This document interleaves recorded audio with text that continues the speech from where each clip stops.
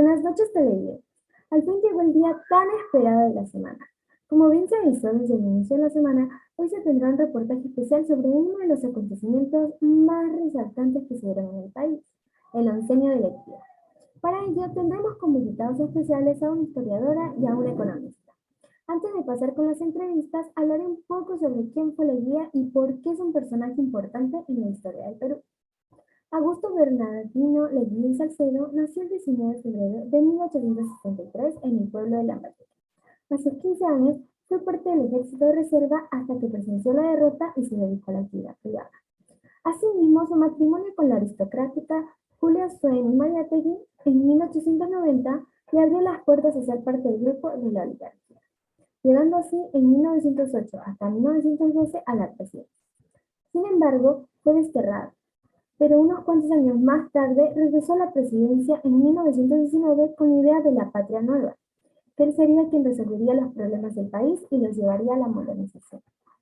Es decir, que él sería quien resolvería los problemas de aquella población ya cansada del poder que la oligarquía había estado ejerciendo sobre la población, a través de la creación de congresos regionales, obras públicas, inversiones norteamericanas, empréstitos a los banqueros neoyorquinos, la formación del patronato proindígena, entre otros. Habiendo dejado esta parte clara para nuestros televidentes, procedemos a iniciar con las entrevistas.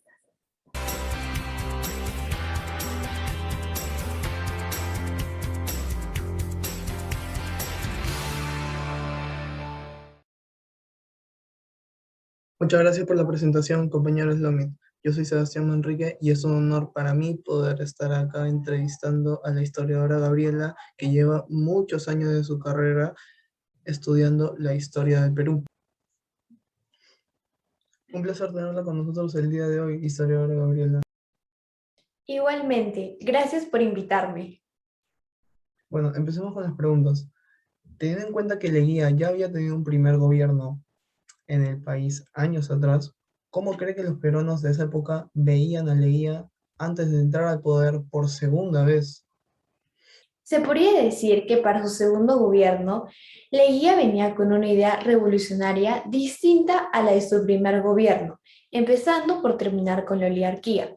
Eso quiere decir que para 1919, Leguía lo que buscaba era modernizar el Perú y generar un progreso social dentro del país, lo que provocó que ciudadanos peruanos dentro de la clase media y simpatizantes de los sectores obreros y estudiantiles finalmente lo ayudaran para que él llegue al poder en 1919. Y bueno, muy interesante la información que nos está brindando historiadora Gabriela. Segunda pregunta, ¿cuáles considera que fueron los acontecimientos que llevaron a que Leguía realizara ese golpe de Estado? ¿Tenía el apoyo de la ciudadanía acaso? ¿O cómo fue esto posible? ¿Cómo es que Leguía llegó a realizar esto? Como historiadora, podría mencionar que cuando se dio el golpe de Estado, en efecto, Leguía ya se encontraba participando de la segunda convocatoria de elecciones que en ese entonces el presidente José Pardo realizó en el año 1919. Sin embargo, debido al temor que Leguía sentía en relación a la transparencia de los resultados, el 4 de julio de ese mismo año, Leguía realizó un golpe de Estado para derrocar al actual presidente de ese entonces. Este levantamiento fue apoyado por la Gendarmería, donde dos batallones de la misma tenían como objetivo asaltar el Palacio de Gobierno y apresar al presidente José Pardo y a sus ministros, lo cual finalmente ayudó a que Leguía llegue al poder como un presidente provisional, consiguiendo asegurar y acelerar su llegada al poder.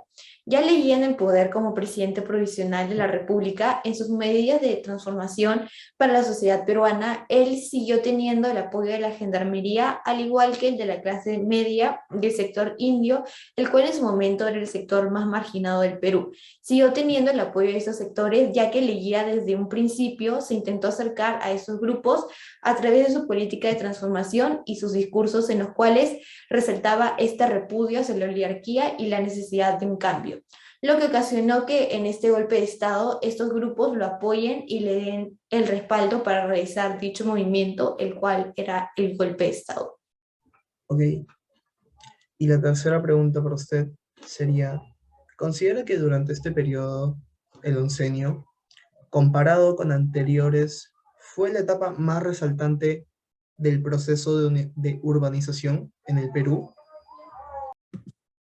Hay que considerar que antes que se dé el oncenio de Leguía, en la capital del país se había paralizado la modernización, la cual se había iniciado en el año 1860 por el boom económico. Sin embargo, para 1890, con la ruptura de la República Aristocrática y más adelante con los inicios del periodo de Leguía en 1919, el proceso de modernización se volvió a retomar.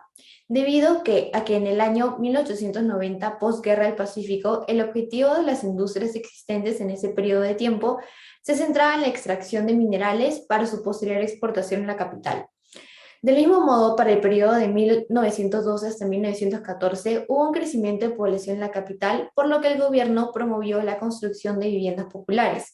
De modo que, después de esta breve explicación que se dio acerca de los periodos anteriores al oncenio de Leguía, se podría decir que el proceso de urbanización que se dio en el Perú fue un proceso continuo. Es decir, frente a los diversos problemas que se enfrentó el país, el pueblo peruano se podría decir que ya había visto estos indicios de modernización por parte del gobierno y su representante. Sin embargo, considero que en el gobierno de Leguía, las reformas urbanas que planteó ayudaron a que este proceso de modernización incremente aún más. Esto lo consiguió mediante la construcción de diversas infraestructuras como el Banco Central de la Reserva, la construcción del Palacio Arzobispal, el Palacio de la Justicia y la construcción del actual Palacio de Gobierno. Además de que finalizó la construcción de la Plaza San Martín, entre otras obras que hizo para la mejoría del país. Por lo que se podría decir que, si bien es cierto, el proceso de urbanización fue un proceso evolutivo, en el oncenio de Leguía fue una de las etapas más resaltantes y beneficiosas para el país, ya que su plan desde un inicio era construir una patria nueva, la cual tenía como objetivo industrializar y modernizar al país para impulsar al país a diversos proyectos, lo cual logró mediante sus diversas obras dentro de las reformas urbanas que él planteó en sus inicios. Ok, muchísimas gracias, historiadora Gabriela. Fue un placer tenerla aquí con nosotros y muchas gracias por haber resuelto todas nuestras dudas.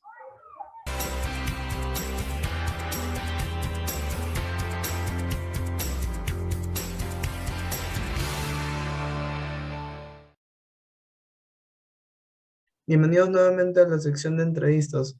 En esta oportunidad tengo el placer de anunciarles que estamos acá con una reconocida economista que se especializa en este tipo de casos, más que nada en analizar la economía del país en gobiernos antiguos. Está acá con nosotros la economista Luciana. Muy buenas noches, economista Luciana. Gracias por estar acá.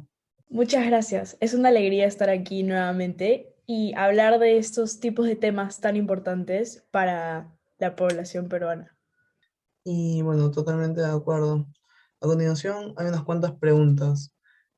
Una de ellas es, pues, que a lo largo de los 11 años que gobernó el expresidente Leguía, ¿qué tanto afectó la economía del país a atraer la inversión extranjera? Se podría decir que la inversión extranjera logró que Leguía llevara a cabo distintas obras como la instalación de tuberías de agua y desagüe, la construcción del Hotel Bolívar, por ejemplo, distintos hospitales, plazas y muchas carreteras. Sin embargo, con el tiempo provocó un aumento disparatado, por así decirlo, en la deuda externa, añadiendo que para finales de 1929 la deuda se había multiplicado más de 8 veces, pues el Perú reconocía compromisos con el exterior, ascendentes a 22 millones de libras aproximadamente. Aparte de ello, también se dio una fuga de capitales, ya que las ganancias que se obtendrían por medio de nuestras riquezas o recursos eran llevadas a distintos países por los inversionistas. Ok, la segunda pregunta que le tengo sería, ¿usted cree que la modernización de infraestructuras que Leguía realizó en el país a través de varias obras influenció en la dependencia económica de Estados Unidos? La modernización de infraestructuras que Leguía realizó en nuestro país tuvo varias graves consecuencias en el aspecto económico, al vernos cada vez más dependientes de Estados Unidos. Durante su gobierno se empiezan a construir carreteras, en sí se expande Lima urbana y entre otras obras de infraestructura. Por lo tanto, podemos afirmar que sí tuvo cierta implicancia debido a que por intermedio de los préstamos de los países del primer mundo se pudo realizar dichas obras de gran infraestructura, pero a la vez, al tener deuda con ellos, se crea una dependencia involuntaria, por así decirlo. En total, tuvimos 150 millones de dólares de deuda con Estados Unidos, y así fue creciendo esta gran dependencia. Además, los bancos de Estados Unidos no solo aseguraron su pago de la deuda, sino también ellos mismos exigían que las obras al realizar sean construidas por ellos mismos. Ok. Muchas gracias por estar con nosotros esta noche, economista.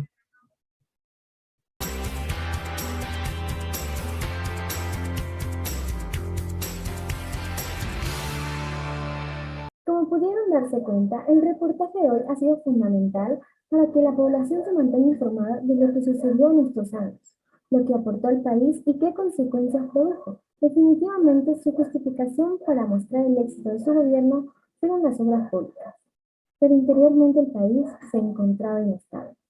Muchas gracias por visualizar el Lima hasta el final. Nos vemos en un próximo reportaje.